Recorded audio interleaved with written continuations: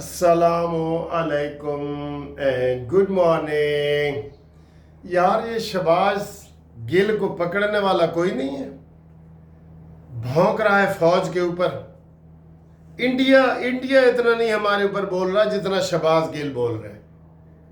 उसको पकड़ने वाला कोई नहीं। बेटा तू आ सही, आना तो तूने पाकिस्तान में है ना, अपने माँ बाप की फौदगी पे ही आएगा। तू आएगा पाकिस्तान, तुझे छोड़ेंगे नहीं। जिस तरह तूने हमारे ज़ख्मों पे तू कर रहा है ना, नमक छिड़क रहा है पाकिस्तान के ज़ख्मों पे। तुम हो, इमरान रियाज है, मुईद पीरज़ादा है, आदिल राजा है, इनको नहीं छोड़ेंगे। ये क्या समझ रहे हैं कि ये हमेशा बाहर रहेंगे? आपकी तरफ तवज्जो आने वाली है। ये ज़रा जंग से तवज्जो हट जाए ना, आने वाली है। कल DGISPR ने कहा है कि अगर इंडिया हमारा पानी बंद करेगा तो हम उसकी सांस बंद करेंगे। तो क्या ये गलत जवाब है? इसके ऊपर उसने तबसरा किया है जी, ये गलत जवाब है कि अगर वो हमारी पानी बंद करेगा, यजीद बनेगा, तो हम उसको ये भी नहीं कह सकते कि हम भी तेरे साथ दो दो हाथ करेंगे और तेरी सांस बंद करेंगे। कहता है ये सियासी बयान है। कौन सा सियासी बयान है भाई? हमारे फील्ड मार्शल आसिम मुनीर ने कह दिया है कि हम उनको नहीं छोड़ेंगे अगर वो हमारे साथ ज्यादती करेगा। तो हम पहल नहीं करते, लेकिन बेटा तू भी इसी में आएगा। गिल साहब तू भी इसी में आएगा। मुबशर लुकमान भाई इसको जरा करारे जवाब दें, जैसे गोबर आर्य को आप दे रहे हैं ना, इसको भी दें। इनको जरूर दें। इनको लोग अनसब्सक्राइब करें। इनको जो सुनने वाले लोग हैं ना, वो अनसब्सक्राइब करें ताकि उन्हें पता चले। और अगली बात यह है, और सर जी जेहो जिहा लीडर एहो जिहे उन्होंने चेले, जेहो जिहा गुरु ओहो जिहे चेले। गुरु ने कल क्या बयान दिया है कि इमरान खान ने कि जनाब आर्मी चीफ फील्ड मार्शल ना बने, सुल्तान बादशाह बन जाए, जंगल के बादशाह होते हैं। बेटा तू भी गया, तेरी जो ज़बान की मिठास है ना, थोड़ा सा काम ढीला होता है कि चले यार इसको ज़रा छोड़ें और सोचें और बनी गाला भेजें। आगे इसका ऐसा मनहूस का बयान आ जाता है कि अपने पाँव पे कुल्हाड़ी मार देता है। ठीक है, तो इमरान खान ने कल जो तबसरा किया है उसकी बहन ने, और इमरान ने ट्वीट किया है कि जनाब आसिम मुनीर फील्ड मार्शल ना बने, वो जंगल के बादशाह हैं तो बादशाही बने। अफसोस की बात है, अपने मनहूस मीर जाफ़र, मीर सादिक के बाद मीर इमरान, ये लोग हैं जो हिस्ट्री में आपने पढ़े हैं ना, आप देख लें। ये मीर शहबाज, मीर रियाज, मीर मुईद पीरज़ादा, मीर आदिल राजा और इन्हां दा चेला मीर इमरान, ये सब मीर हैं। मीर गद्दारी के जुमरे में कह रहा हूं मैं। ठीक है, तो इतनी पुरवकार तकरीब हुई है दोस्तों, उसकी जेलसी फील हो रही है, स्मेल आ रही है उसके सड़ने की, जो ये सड़ जल रहे हैं। हमने उसको फील्ड मार्शल बनाया, शहबाज शरीफ को फातेह हिंद बनाया, और अब उनको जेलसी हो रही है कि यार ये क्या, हम तो समझे थे कि ये जंग हार जाएंगे और ये सारा कुछ होगा तो हम शोर मचाएंगे कि देखा इमरान ही बड़ा लीडर है जिहड़ा सिर ते टोपी पा के अपनी हाई कोर्ट में पेश होता है, लोहे की टोपी पा के। तुफ है तुम्हारे ऊपर, तुफ, बस यही कह सकते हैं। आगे हैं जी, मरियम नवाज साहबा ने कहा है कि ये 9 मई वाले जो हैं अपनी उस फौज की बेइज्जती करते हैं जिन्होंने आज पूरी दुनिया में झंडे गाड़ दिए हैं। सरगोदा में खिताब करते हुए उन्होंने बताया कि इन्होंने जनाब अली झंडे गाड़ दिए हैं सरगोदा में, पूरे दुनिया में, और सरगोदा में उन्होंने तकरीर करते हुए ये बात की है। ठीक है जी, आगे हैं जी, PTI वाले कहते हैं कि हमें बैरूनी वफद में शामिल किया जाए। जो बाहर के वफद जा रहे हैं ना, लोगों को समझाने के लिए कि पाकिस्तान ने किस तरीके से जंग जीती है, वो लोगों को बताने के लिए, उसमें वो कहते हैं हमें भी शामिल किया जाए। इनको हम शामिल करें, बताएं ज़रा। वो कह रहे हैं इनको बता दो कि बाहर जंग लगी हुई है और जंगी हालात हैं, वहाँ कोई मुजरा नहीं हो रहा जहाँ आपने ठुमके मारने हैं डी चौक के, जो 126 दिनों में मारते रहे हो। आप तो बेकार तरीन इंसान हो।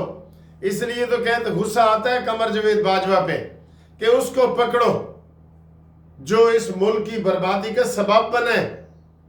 اس کا یہ جو عسکری ٹاور ادھر مین گلبرگ میں ہے اس کی تحقیقات کرو کہ وہ کہاں سے آیا ہے, کدھر ہے قمر جاوید باجوہ, کدھر ہے جی سید عاصم منیر صاحب فیلڈ مارشل, اس کو پکڑو.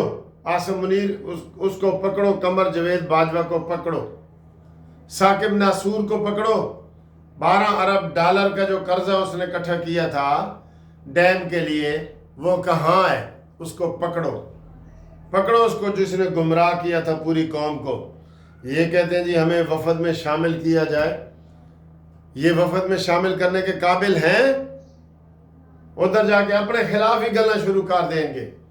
یہ اس قابل نہیں ہے دوستو, یہ فتنہ پارٹی ہے. بس اس کو اللہ کا شکر ہے کہ اکثریت عوام نے سمجھ لی ہے کہ یہ واقعی فتنہ پارٹی ہے.